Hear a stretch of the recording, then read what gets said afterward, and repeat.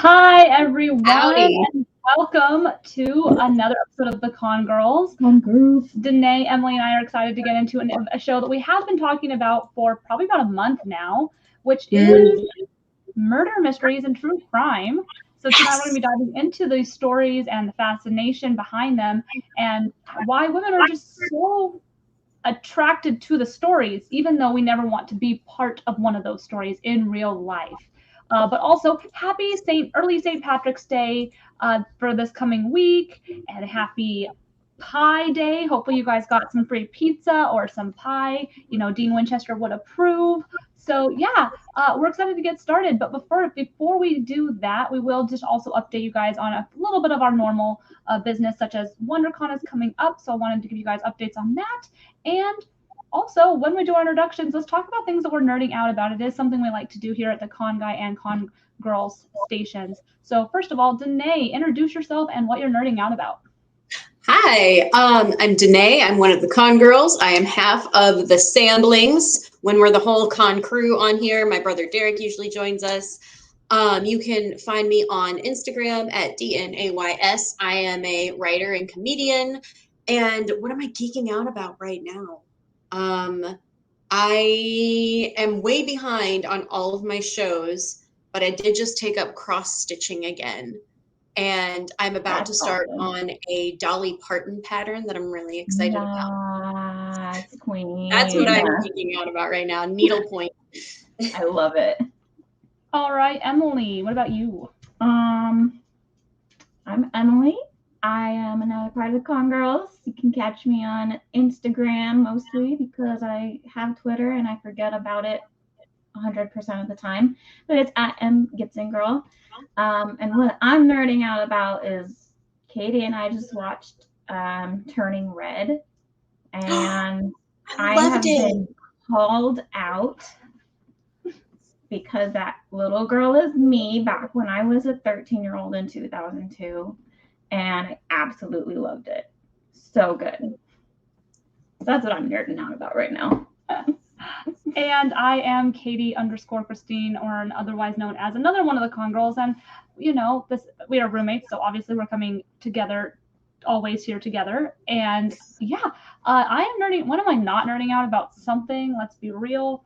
I started playing Uncharted, the video game. Nice. Because I wanted to see the movie, which I have not seen yet. So I'm nerding out Uncharted. I have not started Elden Ring, but I am just fully enveloped in all the things that people are talking about Elden Ring and gaming and seeing all the TikToks and things like that. And to echo off of what Emily said about Turning Red, ignore all of the reviews about this movie because honestly, I think it's just best to watch it. It's okay if the movie's not your style. It's okay to say that a movie is not something that you necessarily identify with or relate to, but don't take that experience away from the people who do find something out of it and just say, hey, it's not for me. But definitely don't use that as an excuse to be a jerk on the internet. To say in less words or not. Amen. But Be excellent to each other. It's on Disney Plus. If you have Disney Plus, it's not premium. It's literally free to watch if you have Disney Plus. So really, what do you got to lose? Why not? You know. So, but yeah, now that we did all of that, we are going to start talking about true crime. I believe Emily was going to go check on her dog. Yeah, she'll be right back. All right. We think he might have. All right. Oh yeah, I smell it now. All right. Sorry, y'all. All right, y'all. So just while Emily is dealing with some dog stuff. Oh yeah, sorry, I totally forgot about WonderCon. My bad. Thank you, Jim. I'll be back. My goodness. Before we go into true Maybe the crime, con girls should talk about a con real quick. we need to talk about the newest, most upcoming convention, which is Wondercon, which is April 1st through 3rd, coming up here in 3 weeks. Cannot believe it is only 3 weeks away. But there is some interesting news. Badges did go on sale very abruptly, I might say. They gave like an hour notice. They emailed everybody. Were like, they're going up in an hour. Have fun. And it was a lot of chaos, a lot of things, but you can get badges online now. But there's been a lot of things going on with other types of registration, i.e. press registration, i.e. professional registration. Volunteers' interest forms did just go up. So if you do want to volunteer for a convention, maybe you've never been to a convention and you kind of want to get the vibe before you commit to 3 days, you can volunteer at Wondercon. And if you volunteer, you do get a badge for that day. So it's a good way to get the vibe and see how it is. And, volunteers just get to volunteer for the day, and it's great. Or a time slot in the day, and those are open now on the comiccon.org website. The last thing I wanted to mention about WonderCon is the schedule. As far as I know, had not been released yet, but it should be forthcoming very soon. And the Con Guy, our main network, is going to be hosting a Power Rangers panel again for, I think it's the 4th time, and Jim can correct me if I am wrong. Which will be nice because the last one we had to do all virtually, and this one will not be virtual because the event is back. So if you guys are Power Rangers fans, definitely come in. Stay tuned to the Con Guy channels for info about when and where that panel will be, since the schedule is not out yet.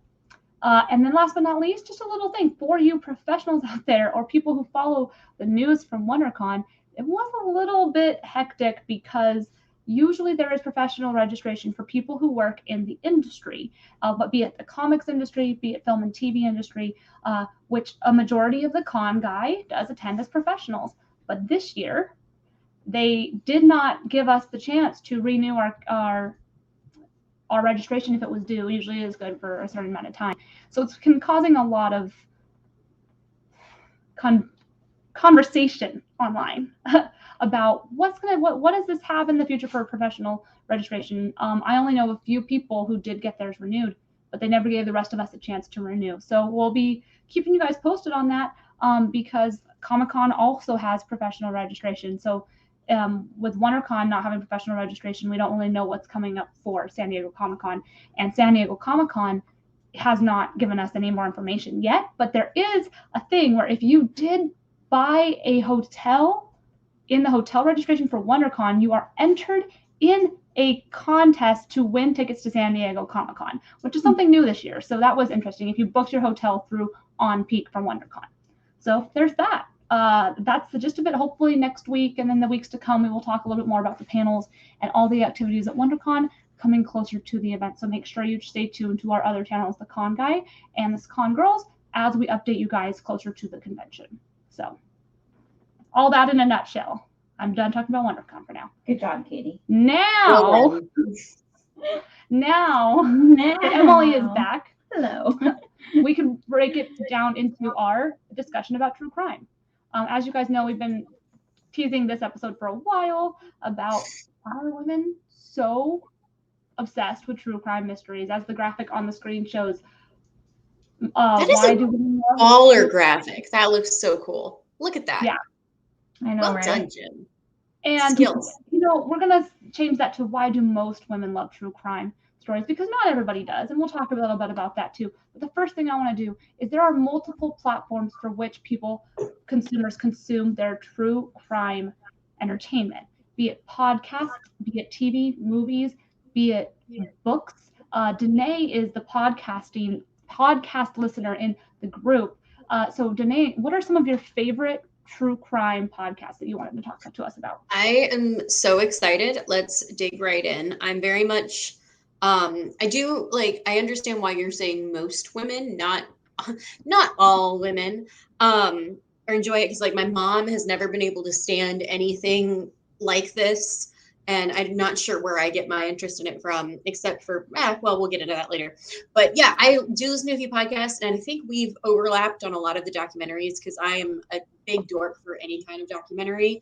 But one of my favorites lately has been Not Another True Crime Podcast, which, pardon my French, but it is a part of the whole Betches media. And if you have seen any of their like TikToks or Instagram reels, they've got a lot of really great memes. And they're awesome. But this is really fun because it's basically friends that break down what happened. And every so often they'll pause and be like, wait a second, this man was out alone at night in the middle of the night and saw a stranger and he just let the guy get in his car? Who does that? No wonder he got murdered. And they just give a very honest conversation around it, and it's really great. So not that one. I love the Los Feliz Murder Mansion podcast. It was so there was a mansion in the Los Feliz area that a doctor murdered his entire family one night, and someone else bought the mansion and then never touched it again. So for years, it just sat as a time capsule for that fateful night. And it is so cool because they get to interview a lot of people involved with it. They interview the man that actually ended up buying the mansion later. And I got to listen to the whole thing on a road trip one day. Couldn't put it down. It was awesome. There's also a few awesome podcasts by what's called A360 Media, and they're called Fatal Voyage. And my favorite, the one that I found this whole group, is about Princess Diana. And guys, I am totally convinced that she was murdered now. And I guess you'd still consider this true crime, would you guys? I would. You would still consider it true crime if it's like, oh, this person who died in a tragic accident was actually murdered. Oh, yeah, absolutely. Or if it's suspicious. It's not, like if it's suspicious, it's definitely crime related. Jonathan, we're going to get into why do women love it so much. Like that's a discussion that's coming.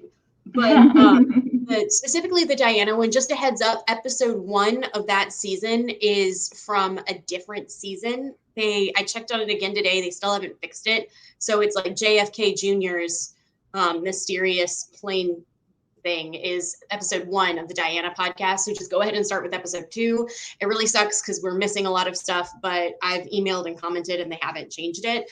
But even all of that aside, it is a great podcast. Princess Diana was 100% murdered. I am convinced by that now. The whole thing was done by a private investigator. So it's not just average person on the internet giving ideas and talking about it. It's a man who actually, when Diana died, packed up his things and went straight to France and started investigating. And now he's got a podcast that he's put together. It's so cool. And they also did another season on Marilyn Monroe. I had no idea the crazy circumstances around her death. Also was murdered. 100% Marilyn Monroe was murdered. And the last one I'll mention, and just kind of a content warning, this one is really intense. It's called Root of Evil, and it is about the Black Dahlia murder.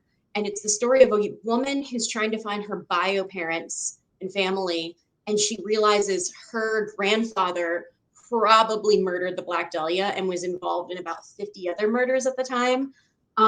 There's a lot of neat evidence, and then it's the woman who the podcast is based on, her uncle and the son of the man who we're pretty sure was the Black Dahlia murder, according to this podcast, has a lot of DNA evidence. And his thing right now that he's been doing the past few years is he's contacting the LAPD, and he's like, if you will give me 20 minutes of your time, let me look at this evidence. He's like, I have DNA evidence from my father. We could collect from evidence that you have. We could find out if he did it or not. And he's basically ignored every single time. And it's like, who is still in there trying to cover this up? So cool. Root of Evil. There is, I think it was FX put out a show called I Am the Night about the whole Hodel family that this is based on, starring Chris Pine. Have not watched it yet, but I hear it's amazing. But again, it's really intense on the violence. It's a little bit beyond Game of Thrones, if you ask me. So content warning there. But other than that, if you can handle that sort of thing, please go check that out. It's a great one. And that's my whole list.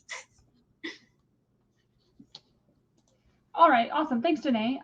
That's for everybody who's just tuning in. Obviously, Danae was talking about podcasts because that is probably the most popular, I would think, outlet for true crime is to listen, starting way back when they would do murder mysteries on the radio. I think that kind of has continued on, in one of the mediums that is strongest for podcasters is true crime, because people can listen to it. They can listen to it on their drive to work. They can listen to it, when they're working, when they're cleaning, all that stuff. And it's a lot easier than watching something on the TV.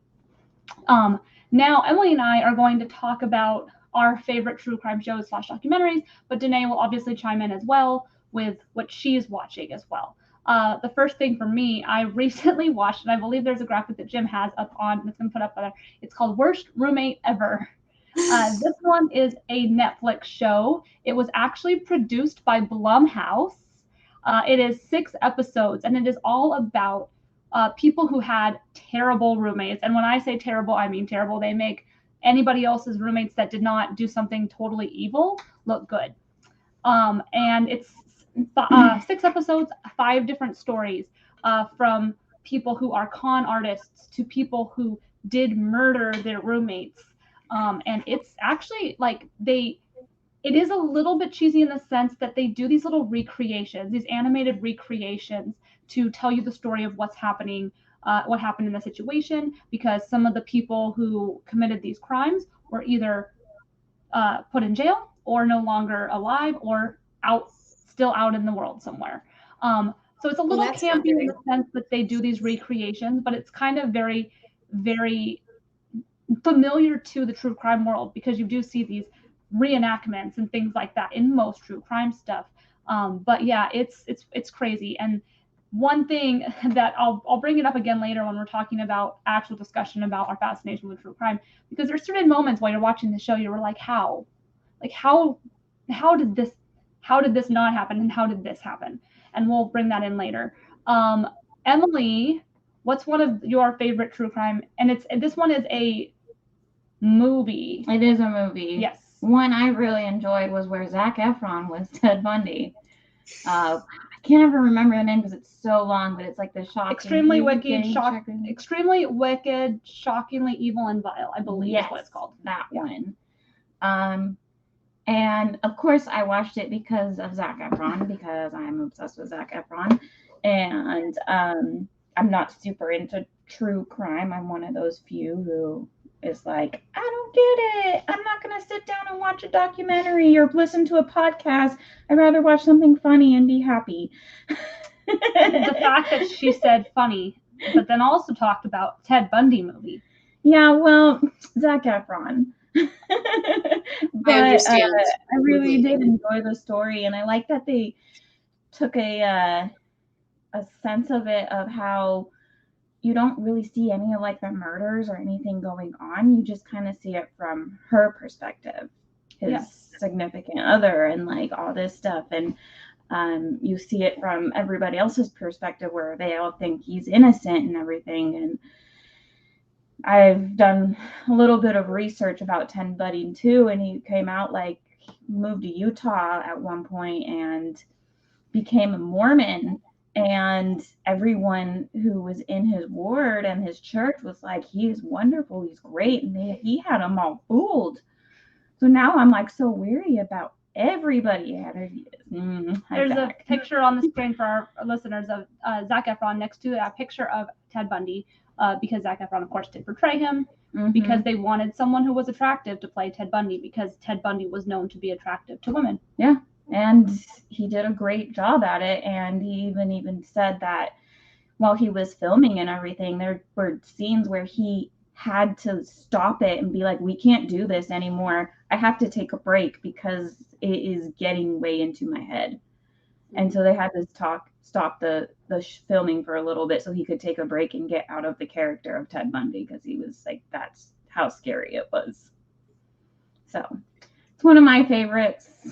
And Emily's mentioning the aspect of coming from the victim's perspective. That is something that I think is happening a lot with at least the Netflix shows, is they are trying to come at it from the victim's perspective. So, like the show I was talking about, they're interviewing the victim. They're interviewing the people who had encounters with the people, and getting their side of the story, and not really, they're pulling footage, maybe police footage and stuff from the actual crimes, but they're giving the victims the chance to talk, which is always good, because I feel like it's better to say like, this is what happened to me, and spread awareness, versus not always glorifying the acts that they did, which is what the Zac Efron movie wanted to do. They did not want to be like, this is everything he did. It's like, what he did. We want to give light to all the victims and all the other stuff that happened. And then another one for me that I recently watched, and I believe there's a graphic for this one Jim can put up there, is the Times Square Killer. It is another one of the Netflix true crime shows that came out this year. It is technically the same producers as the one who did The Vanishing at the Seesaw Hotel. But this one is on the Times Square Killer. And this was a case I was not familiar with. So I was like, I'm going to watch it. And I learned a lot, because I didn't know New York back then. I don't know what New York was like back then, and it's totally different than it is now. And so it was really good. New York was that documentary was so good. You're right. Yeah, so it is a little lengthy. There's a lot of repetition, and you're like, okay, we get it. Like, he was going after hookers, but there's a lot of them shedding light on sex work, especially in the time that the murders were happening, and really showing all the life and everything around it and why things are the way they are, and problems with society, problems with the women being the victims in most of these cases. And I did not like it as much as the Vanishing at the Seesaw, but it was still good, and I learned, and it was a new true crime story to me. But it's definitely worth at least a watch. You could probably have it on in the background and listen to it. It's not one of those ones where you really have to be in the room to necessarily watch all of it. I can't remember what else. Jim, can you throw some graphics up, because I can't remember everything I sent you. So either Danae or Danae, you want to talk about Night Stalker? I did watch it. I have one more comment about the not the Night Stalker. That's what's on screen. Sorry, about Times Square Killer is it was like you said, it was so great about talking about the victim, like what really happened, what New York was like. It was also just an excellent insight into sex trafficking, because a lot of the victims who were the victims of this killer were also victims of sex trafficking. And it's a danger in society that is still going on. Quick shout out to Freedom 424. It's an excellent charity that's fighting it right now. But it was great because they got to interview a woman who saw him face to face, was able to get away. And you just hear her story of just how trapped women are in these situations. So before anybody jumps to that conclusion of like, oh, well, they were prostitutes, what did they think was going to happen? Well, it's not always their choice that they ended up there. It was also a really interesting look into just the history of New York City and how much the AIDS pandemic changed so much. It was, it was not unlike COVID to some extent. It was, anyways, that was all in Times Square Killer. And I'll never forget that as the doc that Katie recommended that I watched when I didn't know that I had COVID. Texted Katie, I'm 90% sure it's not COVID. The next morning it was 100%. Anyways, moving on. I think the next one was the Night Stalker. Night Stalker, yes. Yeah. Oh my gosh. I'd like to finish this. I haven't finished it. My roommate and I watched the first episode, and it wasn't so much of the like content of the crimes itself. It was the B footage reenactments were incredibly gruesome. Yeah. And my brother warned me about like the Son of Sam documentary being worse. It wasn't. I thought Night Stalker was so much worse, and I'd like to go back and look at it again and just monitor the screen, I guess, to say while I'm watching it, because it was interesting, and that's something I still do not know very much about. But it's another circumstance of a true crime getting really, really gruesome, really intense. We still need to be careful about what we see and consume, even as adults. But yeah, I'd like to go back to it, but that one was a little too intense for me. Yeah, and Netflix has been, having one thing about one serial killer and then immediately coming out with something else related to it. Like when the Zac Efron movie came out, they released the Conversations with Ted Bundy Netflix show, and that was eerie. I will admit that one was. That was another one I could not finish. That was actually Conversations with Ted Bundy after the fact with a reporter, and it's a little eerie, but they have that as well. And then they also mentioned Richard Ramirez in the Vanishing at the Seesaw Hotel documentary as well. So they're kind of all connected in some ways, like they always kind of bring it back to other ones that we know. And then Jim, I don't remember if there was one more that we sent you. I think that might have been it. That's another one I think from. Who was that one from? That is The Ripper. And I literally just started it this afternoon just because it is about women and true crime. And I haven't finished it, so no spoilers. Somebody has finished it. I got 2 episodes in this afternoon before I had to get back to work. And it was a string of murders in northern England, Yorkshire during the 70s.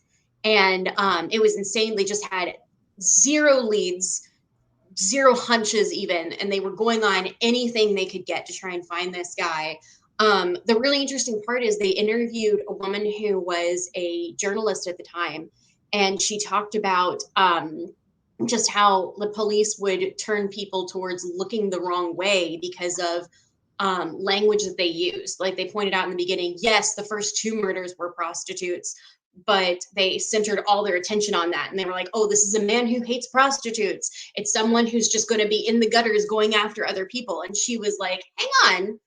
Is he though? Because the women that have been murdered, it didn't look like they've been sexually assaulted. They were just women who were murdered. And she really turned it around. It was a good example of, I hate to just throw this around willy-nilly, but it was just how sexism can hinder much bigger things than we realize because of just the language that gets tossed around so easily. Of course, the 70s were a lot different from now, but it's called Ripper on Netflix. It's several episodes long, and I just finished episode 2. Haven't caught the guy, but he sent in a tape, didn't say who he was, but just like, yeah, it's me. I'm the one that's been doing it. Here's some details so that you know, sends it into the police. And that's where the last episode I saw cut off, so I can't wait to turn it back on and watch more. Before I go to bed tonight, I'll probably watch like 3 more episodes. Let's be real. Yeah. That's how we do. Awesome. Yeah, I think that wraps up like our actual like true crime in the sense of documentary type shows. But I do think there is one other section to talk about when it comes to true crime, because not only do women like the documentaries, not only do we like the podcasts, we also like crime shows, fictional crime shows. You know, I used to watch Law and Order SVU every single week until they got rid of Statler. Then I was like, I'm done. I don't want to watch this. So what are, and Emily can touch on one that we just finally finished watching, but what are some of your favorite TV shows that have to do with true crime or crime shows or things like that? Emily can go first. Okay, well, I also have another one that I just thought of while Danae was talking about podcasts. Oh, yeah. Only Murders in the Building. Yeah. Is literally about them starting a murder podcast about murders happening in their apartment building. And it is Steve Martin, Martin Short, and Selena Gomez. And it is on Hulu. And it is like the most random pairing with Selena Gomez, but it works. And I am so excited for season 2 to come. And like, I'm not a big like true crime person. Like I really am not, but this one has comedy in it too, obviously. Yeah, it's definitely a comedy. And so that's what caught me, and it's actually written really well and everything. Yeah. Which I believe Steve Martin is one of the writers on it. Yeah.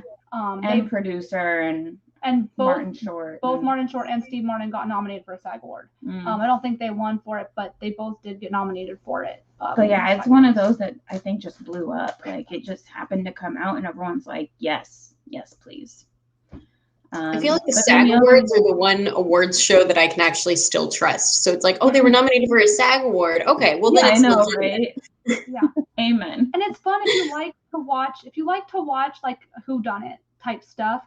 You're not fully into the true crime, but you want a good laugh too. Like you'll enjoy it because it is dark humor. There's dark humor in it. But you know, it's one of those things that it can just take you out of it. And we've all been to that. I'm sure Danae can touch on this. If you're watching some crime show or true crime documentary or listening to a true crime podcast, you're going to have that moment where you're like, oh no, that person did it. Oh yeah, they did it. And you're going to make all these hypotheses and think that you know better than anybody else who's working on the case. You kind of get in that mindset, and that's kind of where the whole show's humor comes from. And then there's another one that Emily will probably mention, but I do want to mention one that is coming out soon. I don't remember the exact release of it. Jim has a graphic for it. It's called Under the Banner of Heaven with Andrew Garfield. Of course. This dude is killing it, by the way. He's doing a TV show. It is I believe it's a limited series. I don't think it's an ongoing series, but it is a TV series for, I believe, FX called Under the Banner of Heaven, where Andrew Garfield plays an LDS investigator investigating some murders, I believe in Utah. I think it's in Utah. I don't know for sure, but it most likely is. Where his faith comes into question while he is investigating this very heinous murder. It is based off of a true crime bestseller. I don't know if it's based off of a true story, but I think it is, but I'm not entirely sure because I haven't researched the actual case that much. But yeah, I mean, Andrew Garfield has proven that he can act in anything. So I probably will see it mainly because of him. But him, true crime, I don't know how you could possibly go wrong. And I forget who the producer is, but yeah, I'm excited about that one. And then Emily and I finally finished season 3 of You. Let's just say I'm constantly watching for stalkers now.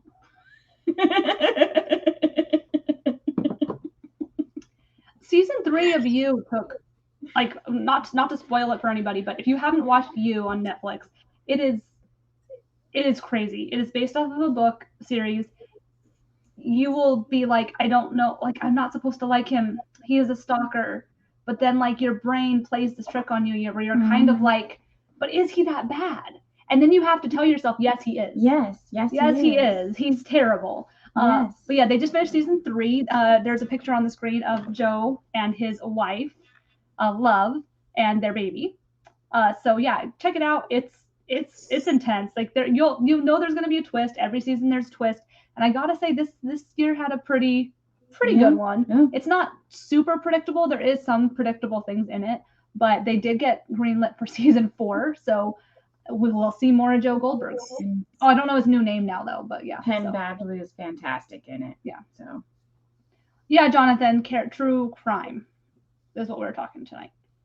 So. True crime. Now you have to say something about one of your actors that are your favorite actors that are in a true crime. She froze. Oh, I thought she froze. Did you have any other? Oh, but another one I have to mention just because I always watch it. Criminal Minds. I'm rewatching it. I'm obsessed with all those crime shows, crime investigation shows. So I can't get enough of it. But that's that. Is there any other fictional true crime shows you want to mention today? Fictional true. Not to my knowledge. Okay. No worries. When you think of anything, you feel free to add on to it. For the last part of the show, we are just going to kind of have an open forum between the three of us about some questions that come up and about topics that come up with true crime. The first thing is our favorite cases, or no, I don't want to say favorite serial killers because that sounds really messed up, but like cases that fascinate us that maybe are unsolved, that like we would be invested in if they're like, we found new information about this. Obviously, Danae kind of touched on it with the Black Dahlia case. You know, that's the kind of thing for me too. I'm fascinated by that case because there's so much that you're just like, what happened? And we have more technology now where you can find things. But is there any other cases you can think of, Danae, that you're like, if they told me tomorrow that they found this piece of evidence from this case, I would be invested in it. Oh my gosh, how much time do you have? When we were going over like what we were going to discuss on the show tonight, like I had 5 ideas, but a big one that stays with me is Jonbenet Ramsay, which that is one of the few cases that I have listened to and watched like more than one documentary or podcast about it, because it was a case that happened when I was really young. So it was, as a child, my parents were protecting me. I didn't know what was going on. And my parents, obviously, having a daughter at home about the same age, didn't want to hear about a little girl that was murdered. So it wasn't really talked about in our family as much. But I just, out of curiosity, I had to just pull up a documentary about it. I watched an amazing one that really went into the details. And like, I am so convinced who did it. And I don't know like what I can say without just getting in trouble. Yeah. Okay. If we have to, there's a picture of Jonbenet Ramsay, who died. It was on like early Christmas morning, or like before Christmas morning started, or like that night. I can't remember exactly. But this is the thing.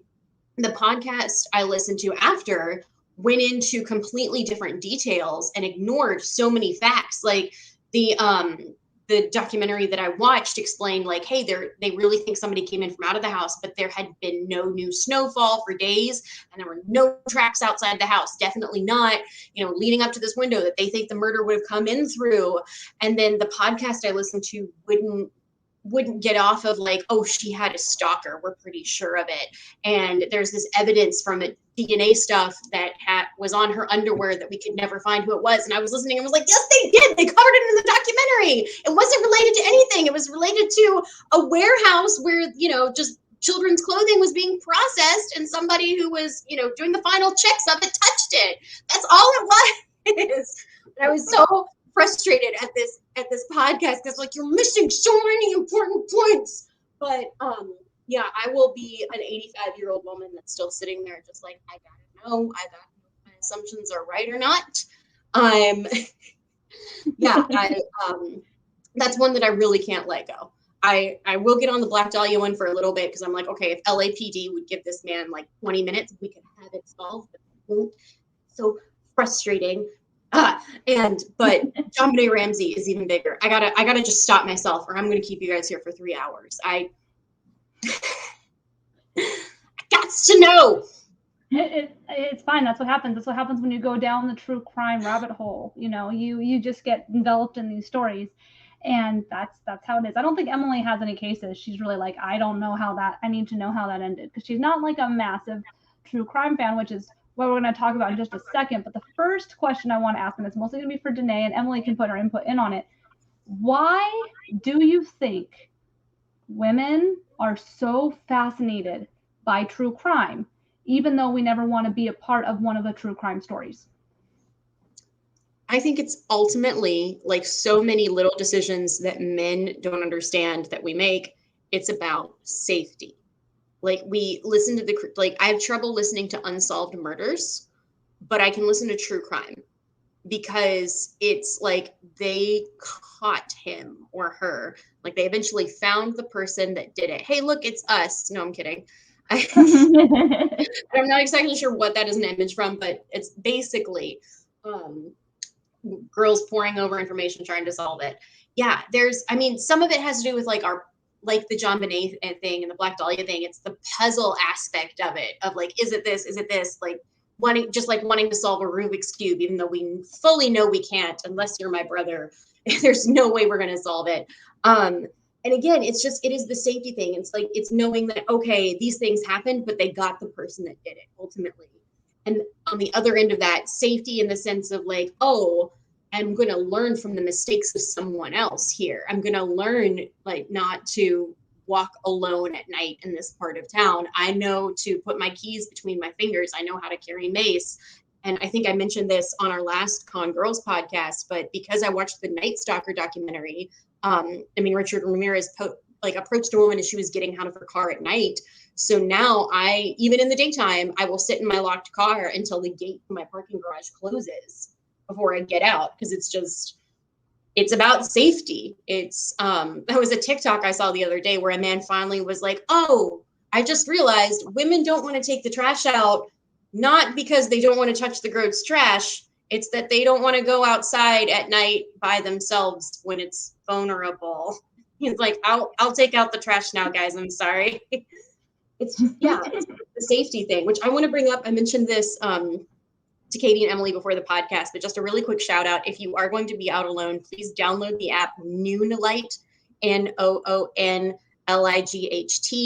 It is basically a safety button that tracks where you are. If you open the app, you can hold it down. It says press and hold until safe. You have a pin that you've already installed. If you let go, you have to put in that pin. If you don't do it in something like 30 seconds, they alert the police to your location, and law enforcement is on the way to help you. And if you forget to put in the pin, don't worry, they will call you, because I once put my phone in my pocket without locking it, and I definitely hit it and missed like 3 phone calls from them. And it's fun. And they also are just looking out for you. I've used the app before and put in my pin in time, got it taken care of. And it's nice because they'll just send a text and it's like, hey, it's Kathy from Noonlight. We just wanted to say we're glad that you're safe. Thanks for using our product, and we hope that you have a good rest of your night. It's an app that's available for iPhone, Android, whatever else, I'm pretty sure, but it's called Noonlight. Men and women should download it. It's an awesome tool. Awesome. Yeah. Thanks, Danae, for shouting that out. I was going to say more on the whole, like, why are women obsessed? I think it's echoing off of that. I hate saying it's research, but it's research to know okay, why don't we do this? And I'm actually going to we're going to give some story time later, but I will add one now as a preface. Like, us as women have grown up to learn how to do certain things to keep ourselves safe, whether it be carrying pepper spray, carrying some other sort of weapon to defend ourselves in case something happens. But I've heard stories about like guys who have been in situations that women actively try to prevent being in, like getting their drinks drugged or something that men aren't always as on the lookout for. So it's one of those things where you're like, oh yeah, women kind of learned some of these things from all of their time studying true crime shows. So in some ways, it can be informational. Jim is just pulling all sorts of pictures up right now. He's having a lot of fun tonight. Woman macing a guy. Yeah. So my other question is, Danae, why do we watch these shows before bed? Okay, I can't really watch them before bed. If I do, I have to like follow it up with an episode of Golden Girls before I go to bed, or some other thing that's going to make me laugh for a bit. I can't really fall asleep listening to anything. I have to turn the fan on kind of a person, but I am not one of those people that falls asleep listening to a true crime podcast. That's not really something I can get behind. That's an appeal I don't quite understand. I think it might ultimately probably does go back to just the safety thing, but that's one that I can't do. I gotta clear my brain with SpongeBob. Or there's a girl watching in her bed watching something scary and watching it through ladyfingers, which if for those of you who are listening, ladyfingers is when girls cover their face so that only a tiny bit of their eyes can see what's going on. And yeah, we still see the whole screen, but it makes us think that we're in more control than we actually are of what we're watching. But yeah, on the next segue, because we are starting to need to wrap things up. Emily is not a massive fan of true crime. Like if she was home alone on a normal any given day, she's not going to watch true crime. No, I will. She will not. So Emily, is it weird to you that people are obsessed with these things? I mean, it makes sense. I always like to go with the joking route and be like, they're just trying to plan their own murder, and they know how to get away with it now because they're doing all this research. But I mean, I guess I understand it. I mean, it's just not everybody's niche. It's just, people like their things, and I'm not going to judge them. And Katie has forced me to watch some stuff, like the Seesaw Hotel one. Mm-hmm. It wasn't bad. Again, not something I would sit down and watch by myself and then immediately go grab my sword and make sure every door is locked and window closed and everything, just safety. But yeah, it's not been my thing. And like I said, I like the comedy stuff of it, like Only Murders in the Building. But it's comedy. I can laugh at that. And like you, because it's fake, like it's based off of truth, but it's not actual true crime. Yeah, which I didn't touch on the Vanishing at the Seesaw Hotel in this special, but there's a picture on the screen, which is a little creepy. It is the footage of I forgot her name right now, and I'm so mad that I forgot it, but her in the elevator, which is of course the eerie footage that if you guys have ever seen, it's where she's in the elevator and you don't see anything else that's going on, but she gets spooked, and there's all sorts of theories about what happened in the elevator. That happened here in Los Angeles, and I actually remember hearing about this case when I lived in Orange County. I remember briefly hearing about it because it wasn't too long ago, but that's one of those shows like where Danae was saying she was watching the show about thinking that Princess Diana was in fact murdered and Marilyn Monroe was.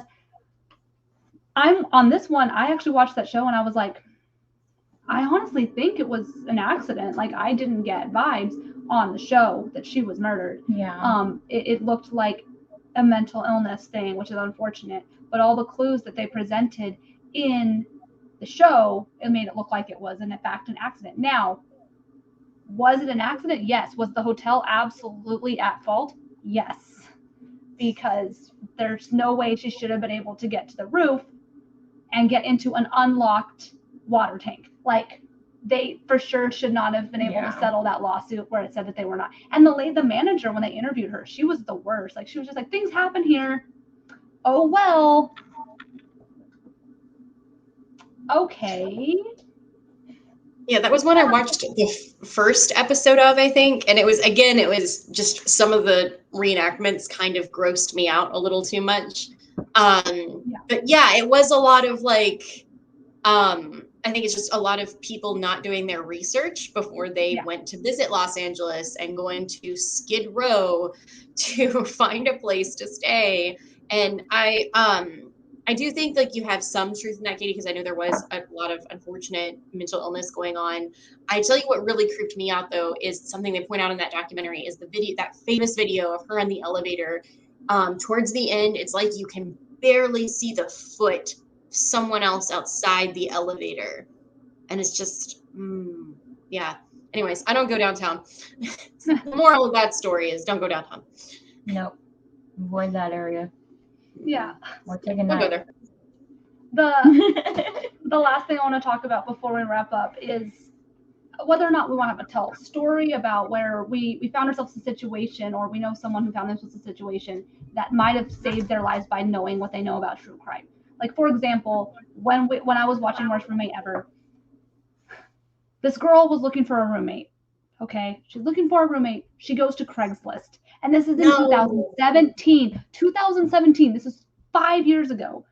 Oh, Finds you a should know roommate better. on Craigslist, and the first thing that my brain thinks is, who looks like, why are you looking for a roommate on Craigslist? And I know, and if any of our viewers are like, oh, well, some places that's all they have. Okay, I understand that. But for me, being the person who watches all these true crime things, I'm just like, Craigslist? Like, you, and the worst part is, she did not Google search the person who came to her and was like, he's like, I'm a lawyer. Like, if she, like, you should have been able to, like, no, like, at least do a Google search. Like, people just not doing Okay, their no lawyer has cool guy tips in 2017. I don't think any lawyer did it ever. No. I don't think that was the same case, but he showed Jim showed a news article about a Craigslist killer. But like, I'm watching these shows, and I'm like, there were like 4 red flags that you just decided to overlook. Like, it's never okay what happened to them, and it's not their fault in any means, but my brain just kind of goes, why? What? Like, what? All right. Like, that's the thing where you're like, okay, let's do this. And this is totally not related to true crime, but it is a funny story that I wanted to bring up because it is kind of related to it.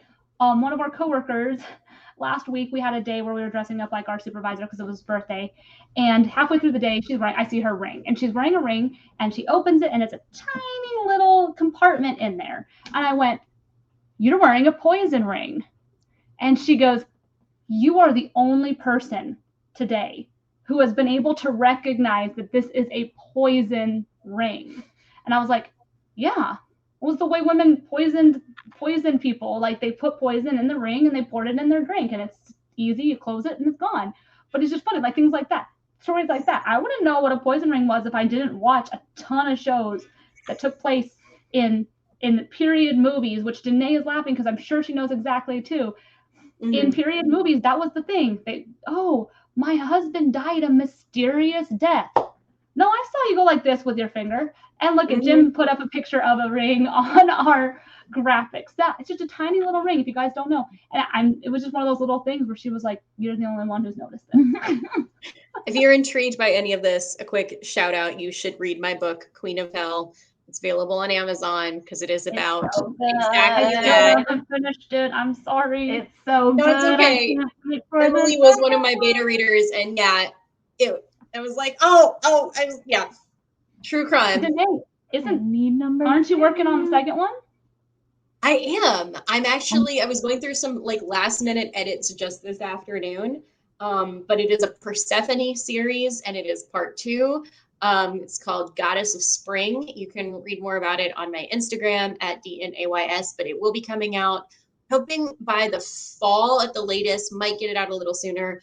Hey, that's my book! It's your book! Wait. Danae, we need to film some TikToks for you for that. Thank you. We should. I'm really bad at TikToks, but... Emily comes up to me, by the way, Danae, and goes, after she finished reading it, and I haven't read it. I'm so sorry. My ADD kicks in, and I'm like, what am I doing? So that's completely on me. But Emily, she goes, it wrecked me. It wrecked me. I need the second book. Freaking made me cry. You made me cry like a baby. I'm sorry. But I didn't mean to do that. I want number 2. And then I got one of my friends from high school to read your book, and now she's like a big fan. And I'm trying to get my mom to read your book. This is the coolest night ever. Oh, all right. That was a tangent. But Danae or Emily, is there any stories you could think of real quick before we end about true crime that you're like, better not? I mean, I just carry a knife with me anywhere I go on like Hollywood Boulevard now because I don't trust anybody, especially after watching like you and stuff. Yeah, no one ain't coming near me. I have to say and I hope she'll come after me for saying this later. I'm shocked that my roommate has not been murdered yet with some of the things that she does, because it was like walking late at night, walking to our cars, and I'm pulling out the Noonlight app, getting ready. She had no idea what it was. Like, came home to the door unlocked one time. You know, all those fun things. It's like, oh, there could be a murderer in here. Who knows? And like I kind of got a little stern and turned into the mom friend because she had been gone all day and I hadn't heard from her. And I was like, hey, are you like at your sister's? Are you going to come home tonight? Like, I don't want to sound creepy. I just want to make sure you're okay. And she's like, yeah, I'm fine. Like, you don't have to worry about me. It's okay. And I'm like, no, you don't understand. Yes, I do have to worry about you. Because I also need you to worry about me. We tell each other where we're going to be so that if we are even an hour off schedule, there's a slight chance that the police will still find our bodies. Okay. We're on a 6-hour date. Really? You're gonna? All right. So, but yeah, so little things like that though, like that just shows the difference between your brain and like other people's brains. So like your that story kind of illustrated like the lady who looked on Craigslist, the lady who didn't Google the roommate. Now you're starting to see, oh, these people genuinely didn't think about it or didn't know about it. So it's interesting. But I think this was a pretty good conversation about true crime. I think we're gonna have to do it again for sure. Mm-hmm. There was something else I was gonna say, and I totally forgot what it was. Let's watch Golden Girls in bed now. Actually, it's funny throwing up the Golden Girls pictures.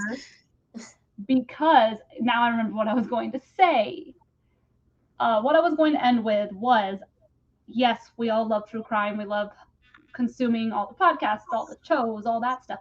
But at the end of the day, make sure you don't watch so much that it just makes you absolutely crazy or depressed, because obviously watching this stuff can be heavy. So please make sure that you're mindful of that, because obviously consuming a lot of heavy stuff like this can do a lot to your mental health. So definitely make sure do what Danae does, watch some Golden Girls, do what Emily does, watch some, Parks and Rec, some comedy, something lighthearted to take your mind out of it, or something else that you love to do, because at the end of the day, no one deserves to live their life in fear. No one deserves to live their life super depressed because they're looking at all the terrible things that happen in this world. So just be careful when you guys do this, because we do care and we want everybody to still have something joyful and not sad and just serial killer related in their life. So yeah. With that said, I think we are going to wrap it up for the night. Closing thoughts, closing things you want to say. Obviously, Danae did cover her book, but Danae, as you close out, there's something else that you're doing this week. Did you want to talk about that? Sure. I have a stand-up gig this Thursday at the Chateau in North Hollywood. It is a St. Patty's Day show with a lot of their comics. My hilarious friend Lisa Tucholsky, Jennifer Lewis, my new friend Krista, who is also a comic, will also all be performing that night.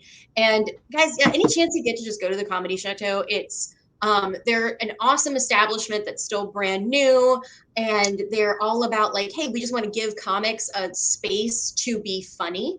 And this very special thing about them, and that the owner has said before, is he's like, as long as I'm alive, we will never charge comics to be on stage. So if you are wanting to try comedy for the first time, they do have their open mic auditions every Sunday, and performing there is completely free. They just ask that you invite as many friends as possible who will come and help support the establishment. But yeah, the Comedy Chateau is a hilarious place full of hilarious people on Lake Ocean Boulevard. You should totally check it out. Awesome. Thanks. I know we are planning on being there, Danae. So, yeah. You guys are the best. I love you so hard. I want to start a fire just so I can save you from it. Oh yeah. Before we go though, what? Oh, thanks, Jim, for posting the link there. Danae, where can people find you?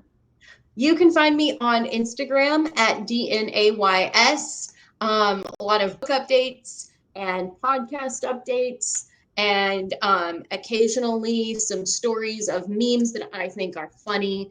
And yeah, I hope to see you guys all again here the next Monday that we're hanging out with the con guys. Yeah. All right. Thank you, Emily. Anything you want to share about your life or what you're up to, or just where the people can find you? I don't know. I'm currently on Instagram at @Gibson and I have been currently trying to work on getting a blog up and running. It's still not up there yet, but it's gonna be more about just my story and my life and everything. I have been recently diagnosed with a chronic illness, and I've been wanting to get that story out because a lot of people don't know about it and show my journey and that kind of thing. So once that gets up and running, I'll let everybody know. So yeah, I'll post a lot about my dog on Instagram too, but that's pretty much all I post. Awesome. And I am KT_Christine across all social media, including Twitch. Twitch has been a little bit hit or miss lately just because I do also work full time. You can also find at least Emily and I and a majority of the con guys at Wondercon. If you guys are in the Southern California area, we'll all be there in some way, shape, or form. Hopefully all of us will eventually be there. And follow our social medias for information about that. Also, shout out to our media partners, that hashtag show, for continuing to show our stuff on their network. Definitely check out their network as well. And I forgot what else I was going to say. There's not really much else going on in my life in the sense that Emily and Danae have going on, but I'm always working on how to continue to be a nerd, because that's the dream, is to just continue to live out my nerdy life. So amen. But yeah, stay tuned to the con guy. We'll be back live hopefully, I think next week, I believe. Just stay tuned to our socials, and of course our Instagram at the Con Girls, where you can see all of the stuff that we post. The three of us will post stuff periodically just from our perspective with the female perspective of things. Also, we have the Con Guy account. We do not have a Con Girls TikTok yet, but I do believe we are going to be working on trying to get a TikTok out there for the Con Girls. And yeah, but thank you all so much for being here, and we will see you guys next time.